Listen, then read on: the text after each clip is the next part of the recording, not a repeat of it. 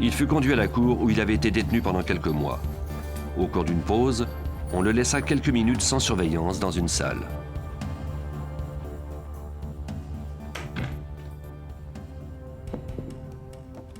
Quand le garde revint, il constata que la porte était sortie de ses gonds et que Franklin avait pris la fuite.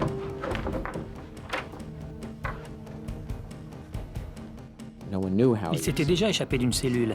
Cette fois-ci, quand les gardiens sont allés le chercher avant l'arrivée du jury, ils ont constaté qu'il n'était plus dans la salle de conférence.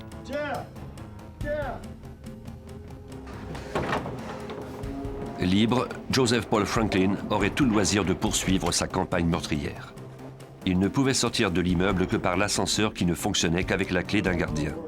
L'un d'eux constata que le panneau de contrôle avait été ouvert. Franklin avait actionné l'ascenseur en établissant le contact entre les fils électriques à l'aide d'une pièce de 10 cents et d'un trombone. Il est parvenu à retirer la plaque de métal de la boîte de contrôle de l'ascenseur